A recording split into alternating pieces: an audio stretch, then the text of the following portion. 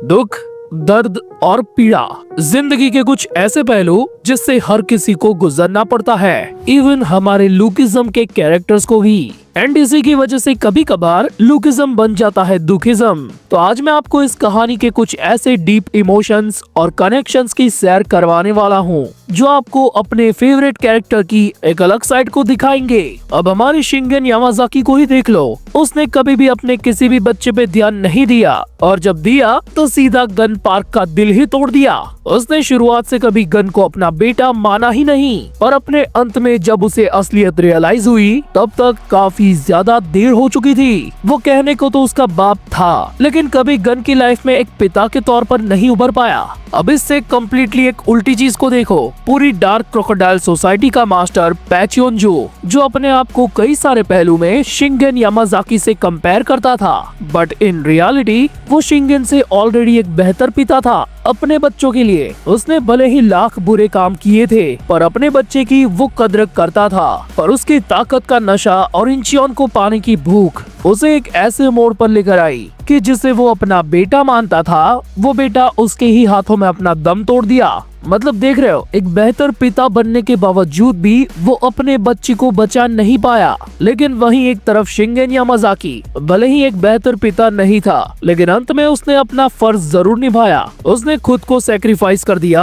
अपने बच्चे को बचाने के लिए। वहीं पर गैप्योंग किम इन दोनों से बिल्कुल डिफरेंट बंदा था। एक पति और पिता के तौर पर वो भी कोई खास नहीं था, लेकिन उनमें कुछ क्वालिटीज ऐसी थी जिसकी वजह से आज उसके मरने के कुछ सालों बाद भी लोग उसकी इज्जत करते हैं। अब भले ही उसके बच्चों ने दुनिया में आने के बाद कुछ उखाड़ा हो या नहीं, लेकिन आज भी वो जाने जाते हैं गैप्योंग किम के बेटे के नाम पर। एंड गैप्योंग किम के केस में सबसे बुरी चीज क्या है पता है? कि उसने अपनों से ज्यादा लोगों की परवाह की, लोगों को अपना माना, उनको बचाया, उनके लिए लड़ा, लेकिन आखिर में वो अकेला रह गया। हमने लुकिज्म में अब तक कई बार उसके इस अंत के पैनल को देखा है जिसमें वो लिटरली अकेला है। अब मेरा मतलब ये नहीं है कि किसी और को भी उसके साथ मरना चाहिए था, लेकिन मैं कहना चाहता हूँ कि जितने भी लोगों की उसने मदद की, उनमें से उसको बचाने के लिए आखिर कौन आगे आया? अब शिंगेन यामाजाकी, पैचियोनजो और गैप्योंग किम इन तीनों की डेथ में सबसे कॉमन चीज क्या है पता है? कि उनको खत्म करने की फील्डिंग सेट करने में उनका कोई अपना खास ही शामिल था। वो कहते हैं ना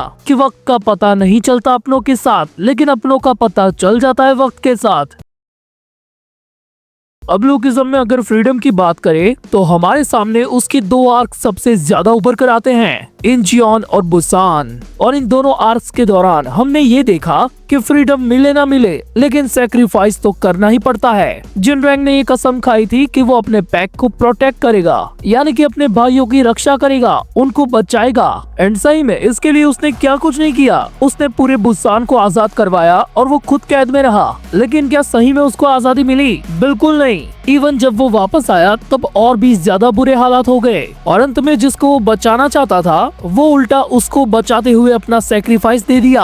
आखिर ऐसी फ्रीडम किस काम की जहाँ पर उसके अपने ही उसके साथ ना हो? ठीक इसी तरह इंचियोन के हाफ वेस्ट किंग यूजे शियोन को ही ले लो। बेचारे से अनजाने में हुई एक बहुत ही बड़ी गलती जिसका प्रायश्चित उसने 10 सालों तक किया। वो उन्हीं लोगों के बीच रहा जिनको वो नस्त नाबूद करना चाहता था, इसी आस में कि उसे एक दिन अपने इस गिल्ट से छुटकारा मिल जाएगा। पर कहीं ना कहीं वो भी ये बात अच्छे से जानता था कि इन्हीं सारी चीजों के अंदर वो खुद भी अंत में मारा जाएगा, और वैसा ही हुआ। एटलीस्ट जिनरैंग के केस में सब लोग ये जानते भी है कि उसने कितनी चीजें सैक्रिफाइस की है, बट यूजे शियोन ये बेचारा तो सस्पेंस में ही चल बसा। लिटरली हमें ये भी नहीं पता कि उसको अपना फ्यूनरल नसीब हुआ कि नहीं। डार्क क्रोकोडाइल के हजारों लोगों की आर्मी होने के बावजूद भी यूजे शियोन अकेला ही रह गया। वेल, अब तक हमने जितने लोगों की बात की वो लोग अपनी घिसी पिटी कैसे भी जिंदगी काट कर परलोक सिधार चुके हैं, सिवाय जिनरैंग। और अब मुझे कमेंट सेक्शन में ये मत कहना कि पैराडाइज भाई आप शॉन्जियू को भूल गए, आपने तो उनका नाम लिया ही नहीं। तो अगर मैं उसका नाम ले भी लेता तो कुछ लोग कमेंट्स में आकर मुझे ही कहते कि वो तो अभी भी जिंदा है। सो हाँ, अब मैं बात करने वाला हूँ लुकिज्म के कुछ ऐसे महानायकों के बारे में जो जिंदा तो है लेकिन अपने में ही उलझे हुए।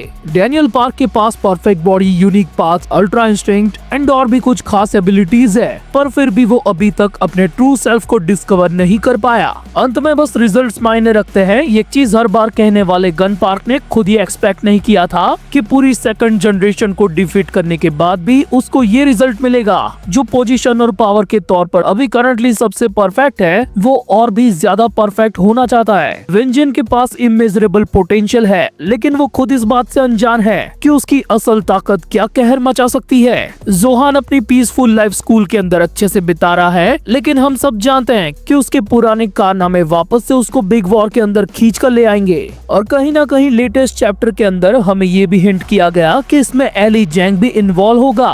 बट क्या आपको लगता है कि अगर उसकी फैमिली पर कोई खतरा आया तो वो अपना 100% दे पाएगा? बिकॉज अगर ओवरऑल देखा जाए तो उस पर सबसे ज्यादा जिम्मेदारी याना की है। यानी कि सही मायनों में कहा जाए तो कोई पावरफुल बनकर, तो कोई विक्टिम बनकर, कोई लालची बनकर, तो कोई जिम्मेदार बनकर अपनी अपनी तरफ से लगा हुआ है। और ये चीज उनको कहीं ना कहीं एक ऐसे अकेलेपन की तरफ लेकर जा रही है जहाँ पर वो सब कुछ खो देंगे।